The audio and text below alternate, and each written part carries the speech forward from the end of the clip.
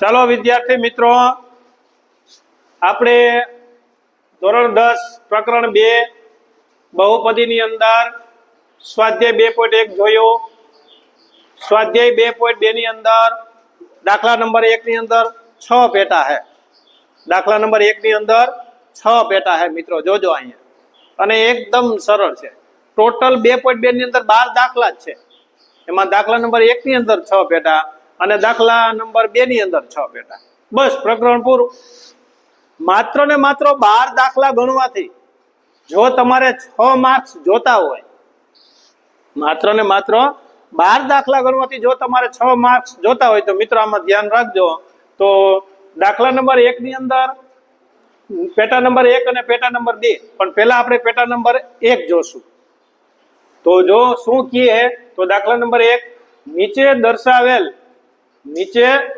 દર્શાવેલ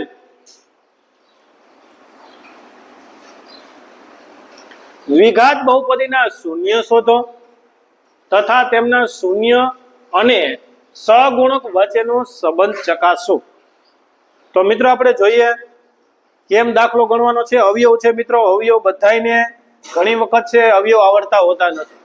અને દ્વિઘાત સમીકરણમાં એનો નિયમ છે કે જેની 2 ઘાત હોય, બરાબર છે, એને આપણે દ્વિઘાત સમીકરણ કહીએ છીએ. માત્ર 2 ઘાત હોય તો એ આપણે સૂત્ર એટલે કે ઇન્ટ્રોડક્શન, બરાબર છે, સ્વાધ્યાય 2 નું ઇન્ટ્રોડક્શન ની અંદર મૂકેલું છે. તેમ છતાંય તમામ સૂત્ર પણ એની અંદર મૂકેલા છે.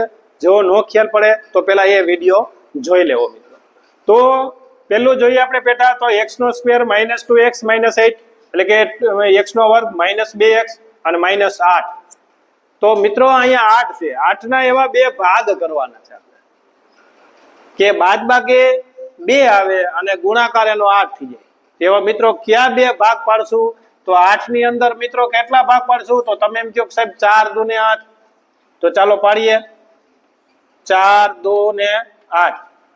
એટલે કે એનો મતલબ એવો થયો કે 4 માંથી 2 જાય તો 2. હવે રહી વાત મિત્રો નિશાનીની અંદર, પણ જ્યારે બાદબાકીની વાત આવે ત્યારે હંમેશને માટે વિરુદ્ધ નિશાની. જો એકમાં પ્લસ, એકમાં માઇનસ, એકમાં માઇનસ, એકમાં પ્લસ, તમે જેમ કરો. તો હવે આપણે અહીંયા જોવાનું છે. હવે વિરુદ્ધ નિશાની બાદબાકી છે, વિરુદ્ધ નિશાની છે, તો મારે કોના આગળ માઇનસ નિશાની મૂકવી અને કોની પાછળ પ્લસ મૂકવી?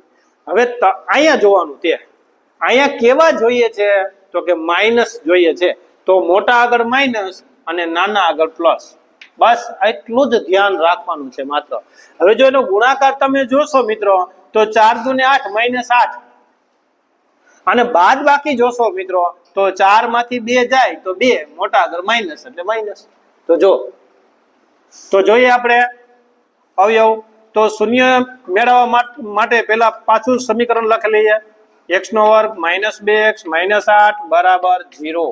હવે અહીંયા 2 ભાગ આપણે પાડેલા છે. x² અહીંયા બધી તેથી આવશે મિત્રો 4 દુ 8. જો અહીંયા પાડ્યા છે x તો ખરો 4 દુ 8 -8 બરાબર 0.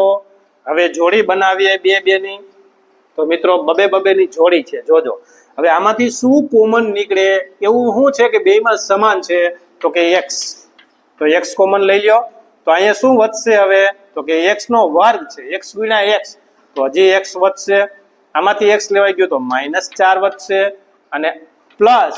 હવે આમાંથી શું કોમન લેશો? તો તમે એમ કહો સર એમાં કાંઈ છે જ નહીં સમાન. તો 2 ના પાડાની અંદર 2 એકુ 2 થાય, 2 ચોક 8 થશે, બરાબર છે. તો એનો મતલબ એવો થયો કે આમાંથી 2 નીકળે છે કોમન. તો અહીંયા x વધશે. તો કેટલા દુ 8 થાય? તો કે 4 દુ 8 થાય. તો -4 બરાબર 0. મિત્રો અહીંયા પ્લસ નો થઈ જાય. આ બંને કૌંસ છે ને મિત્રો એ સમાન થવા જોઈએ. હવે એને આખો બહાર લઈ લ્યો મિત્રો. તો x - 4 હાવ બહાર લઈ લીધો, x - 4. અને હવે વધશે હું? તો કે x નિશાની પ્લસ અને 2 બરાબર 0. હવે x - 4 બરાબર 0 અથવા x + 2 બરાબર પણ 0. x - 4 બરાબર 0 છે મિત્રો. અહીંયા x + 2 બરાબર 0 છે. તો અહીં x માઇનસ આ માઇનસ છે ઓલી બાજુ જાય તો પ્લસ થઈ જશે. તો x બરાબર 4 અને અહીં x બરાબર ઓલી બાજુ જાય તો -2 થઈ જાય. પ્લસ એ માઇનસ ને માઇનસ એ પ્લસ. તો શૂન્ય મળ્યા. આપને પેલું કીધું તો કે દ્વિઘાત બહુપદીના શૂન્ય શોધો. આમ શૂન્યની સંખ્યા આમ આપેલ બહુપદીના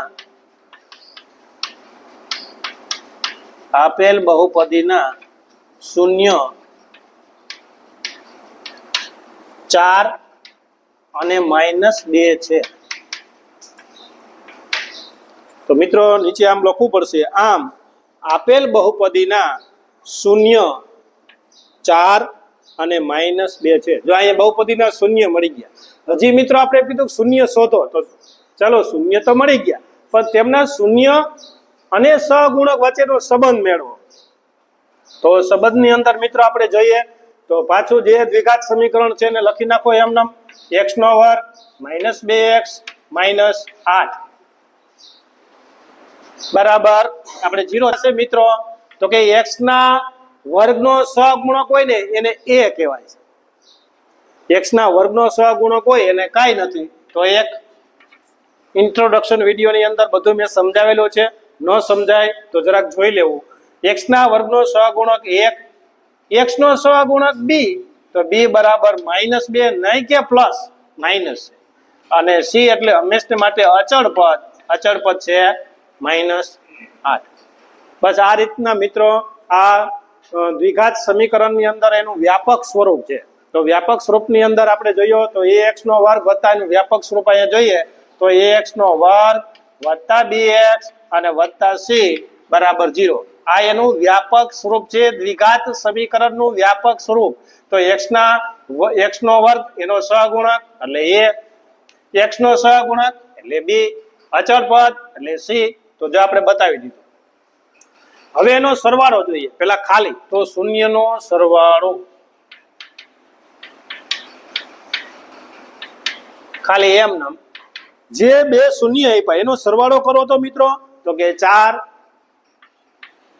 સરવાળો એટલે પ્લસ સરવાળો કરવાનો છે. બીજું શૂન્ય શું આવ્યું તો કે -2 આવ્યું. બીજું શૂન્ય છે એ -2. તો 4 માંથી 2 જશે તો 2 મળશે. આ સાદી રીતે. અને હવે સૂત્રની રીતે શૂન્યનો સરવાળો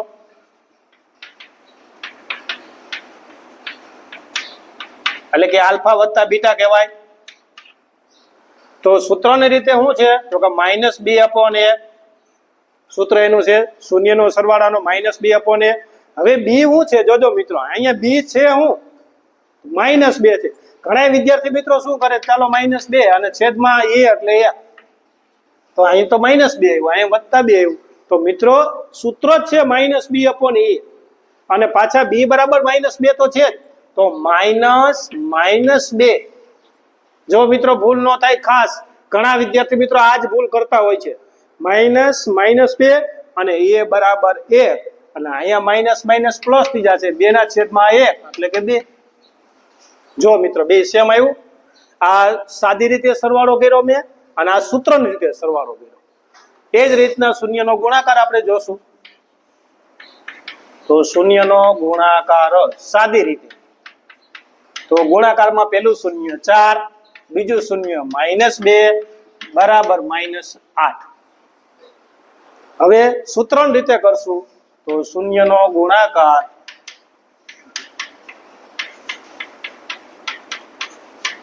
ગુણાકારનું સૂત્ર તો કે c/a એને કહેવાય આલ્ફા ઇન્ટુ બીટા. ઇન્ટુ એટલે ગુણાકાર. અહીંયા આલ્ફા પ્લસ બીટા, અહીંયા આલ્ફા ઇન્ટુ બીટા. c/a.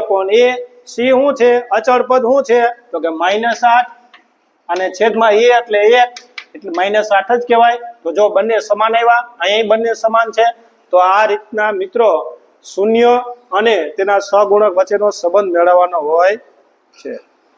દાખલા નંબર 1 ની અંદર આપણે પહેલું પેટા જોયું. હવે આપણે પેટા નંબર 2 જોશું. દાખલા સ્વાધ્યાય 2.2 ની અંદર દાખલા નંબર 1 આપણે જોયું, એનો પેલું પેટા જોયું. હવે બીજું પેટા. એવા 6 પેટા છે મિત્રો. દરેક પેટું સરળ છે. માત્ર ને માત્ર અવયવ એટલે કે શૂન્ય શોધો અને શૂન્ય વચ્ચેનો બરોબર છે સંબંધ ચકાસો. તો મિત્રો ફરી પાછું જોજો. આપણે અહીંયા જોઈએ પેટા નંબર 2 4s 5 નથી હો, 4s નો વર્ગ માઇનસ 4s વત્તા 1. તો હવે મિત્રો અહીંયા s ના વર્ગનો સહગુણક આપેલો છે. પહેલા પેટાની અંદર આપણે સહગુણક નહોતો મળ્યો, આની અંદર આપણે સહગુણક છે.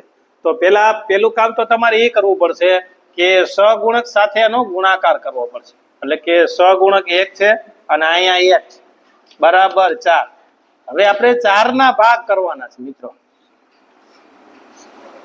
4 નો એવો સરવાળો કે 4 આવે. જો અહીંયા માઇનસ હોય મિત્રો, જો અહીંયા માઇનસ હોય તો એકમાં પ્લસ ને એકમાં માઇનસ.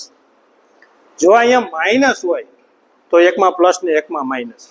કોની આગળ માઇનસ, કોની આગળ પ્લસ, એ પેલા પેટાની અંદર આપણે જોયું, પેલા દાખલાની અંદર જોયું. જો અહીંયા પ્લસ હોય તો બંને બાજુ સેમ નિશાન, એટલે કે સરખી નિશાન, કા માઇનસ અને કા પ્લસ.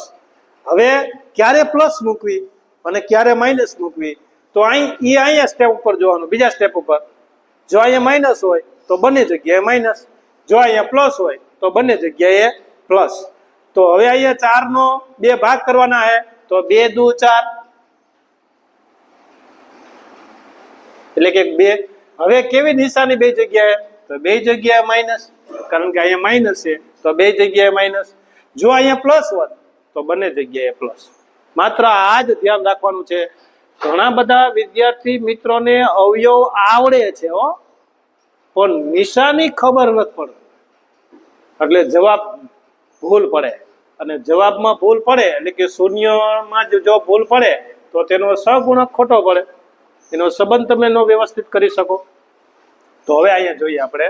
તો જો એનો ગુણાકાર કરશો મિત્રો, બરાબર છે, તો 4 એકુ 4, 2 ગુણ્યા 2 તમે કરશો, -2 ગુણ્યા -2 એટલે 4 થઈ જશે. જો એટલે ગુણાકાર 4 થઈ જાય.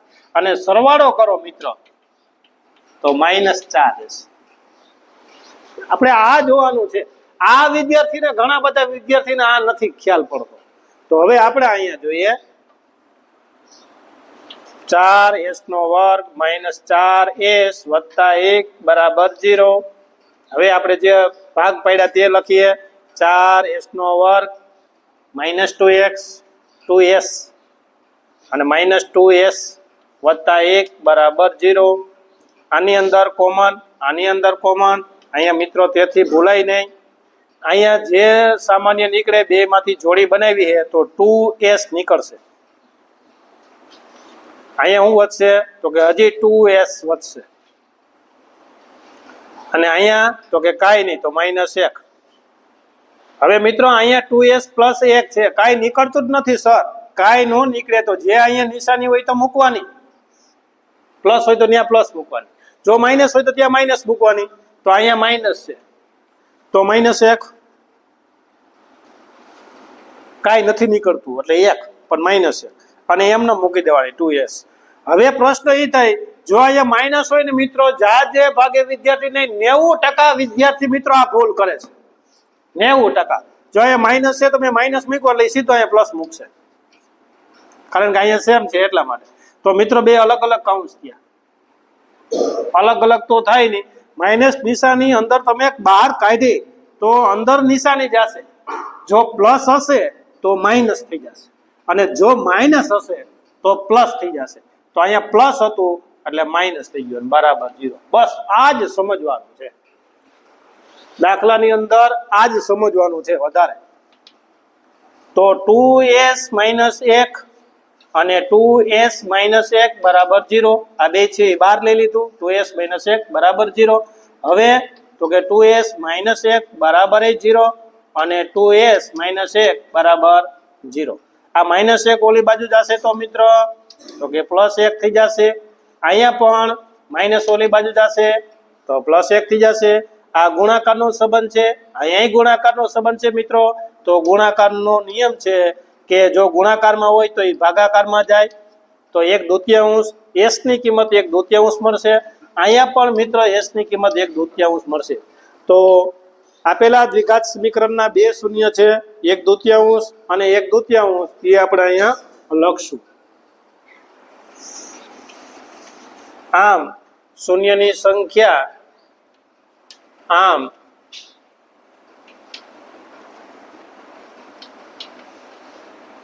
આમ આપેલા આમ શૂન્યની સંખ્યા 2 છે. આમ પણ લખી શકો તમે, જે 1/2 અને 1/2 છે.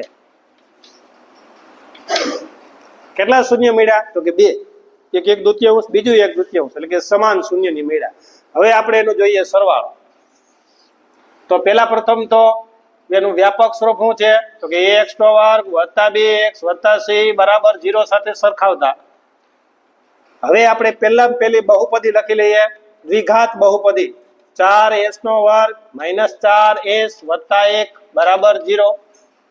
ચાલો x² એનો સહગુણક એટલે કે a. અહીંયા s² સમજવાનો. s² એટલે કે a બરાબર 4, b બરાબર x² એટલે b. અહીંયા s છે, અહીંયા x છે, તો s સમજવાનો. અહીંયા b બરાબર -4 અને c બરાબર હંમેશને માટે અચળ. a b c પેલા નક્કી થઈ જાય એટલે શૂન્યનો સરવાળો. સાદી રીતે શૂન્યનો સરવાળો તો જે આ રીતના છે બે લખી નાખો. 1/2 વત્તા 1/2 એનો સરવાળો છે એટલે પ્લસ કર્યા.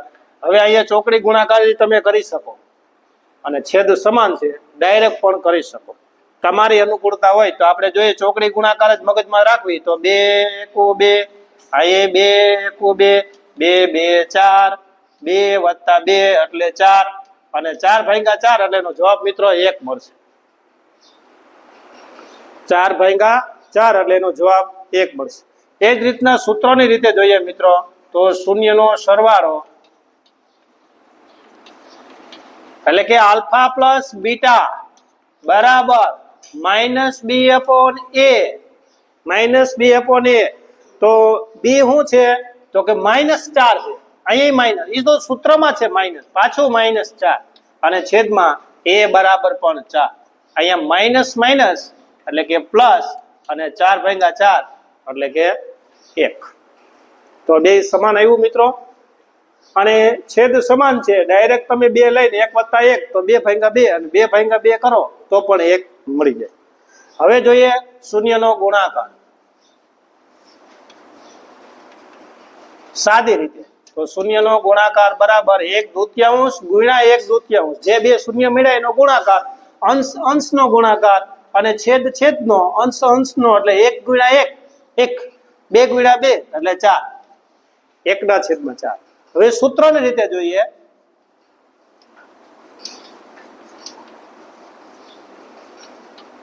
એટલે કે આલ્ફા × બીટા બરાબર c/a. ચાલો c શું છે? તો કે 1. a શું છે? તો કે 4. તો 1/4 છે ને મિત્રો, સરળ સાવ.